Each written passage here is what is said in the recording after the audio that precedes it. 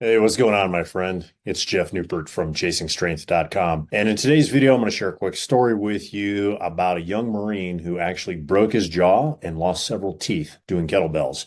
And I'm going to tell you exactly how he did it. So the backstory is I once had a RKC, which is a Russian Kettlebell Challenge Kettlebell Instructor. That's a mouthful. So it's just a certified kettlebell instructor. And the RKC used to be the gold standard in kettlebell certifications and kettlebell instruction. Okay. And that was probably about 2002 to about 2012, right? So she was working for me when I owned my kettlebell studio about 2007, and her name was Jess. And Jess was tough as nails. She was a rock climber. She had separated her shoulder about a gajillion times and was still doing heavy Turkish get-ups and that sort of thing. And Jess also trained United States Marines at one of the USMC bases in North Carolina, which is where we used to live. Now, one day she was telling me about a young private, which is a entry-level rank in the Marine Corps, okay, who actually dropped a kettlebell from overhead onto his face, and he broke his jaw and he lost several teeth in the process, and he was spitting blood all over the floor. Now, how exactly did that happen? Well, we'll get there in a minute, but that is arguably one of the most gruesome injuries I've ever heard of from using kettlebells. Here's another one. I was on a lunch break teaching at the Chicago RKC. I think it was Chicago, about 2011, 2012. And I'm sitting there with the instructor cadre, and a young lady came up to us during the lunch break, and she was holding her right arm like this. And she looked at us and she said, "I think I just tore my biceps doing the snatch test," which the snatch test, if you don't know, is 5 minutes of 100 snatches. And as a female, it's 16 kilos, 100 reps in 5 minutes. Okay. For men, it's 24 kilos, 100 reps in 5 minutes. Okay. So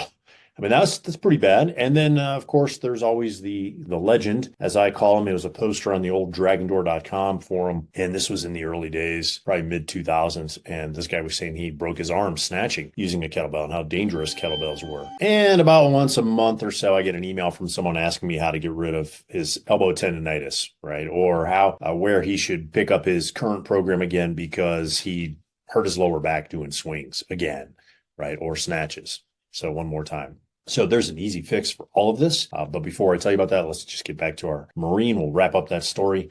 So apparently, after Jess took these grunts through proper technique with their kettlebells and made sure that everybody checked out, this youngster refused to slow down and listen to his body, or listen to his body, however you want to phrase it. Okay. So even with Jess's constant admonishments of straighten your arm and lock your elbow, he kept on pushing through. Okay. He was performing multiple reps of the Turkish get up.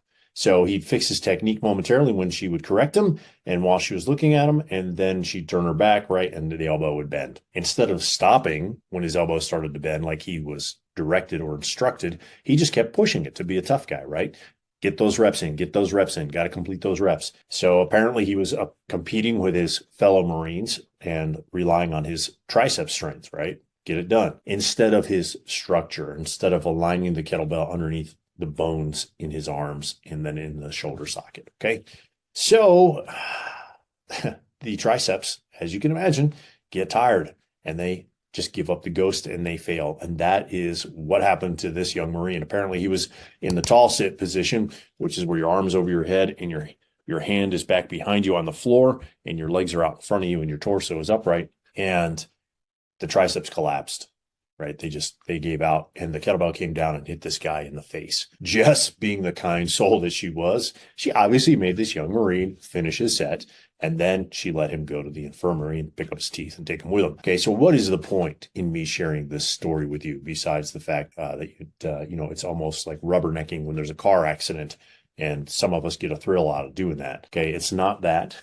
Just in case you're wondering, it's the following, right? It's this. If you are even remotely serious about your kettlebell training and seeing lasting results from your kettlebell workouts, don't shortchange yourself by winging your technique or ignoring old injuries or old aches and pains. Both of them, improper technique and old injuries / aches and pains. So it'd really be all three of them. They will catch up with you eventually. It's not a question of if, it's just a matter of when.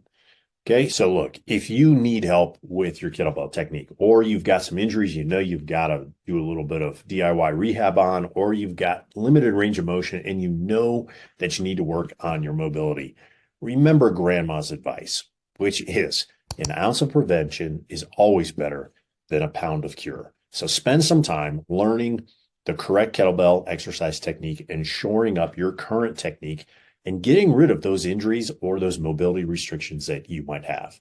Okay. And I'll leave 3 resources for you in the description below if you need some help. Okay. The first resource is a single kettlebell technique course. The second one is a double kettlebell technique course. And the third is a mobility and restoration system that I personally use myself. Okay.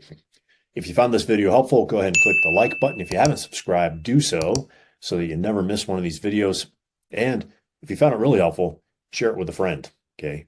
Apparently you can share these things across YouTube and across all of the social medias. And finally, let me know your experience with injuries and mobility work and technique work with your kettlebells, right? What have been the pros and the cons, the good and the bad? What have you found and discovered the hard way? Okay. All right. I look forward to reading those comments. And until next time, my friend, stay strong.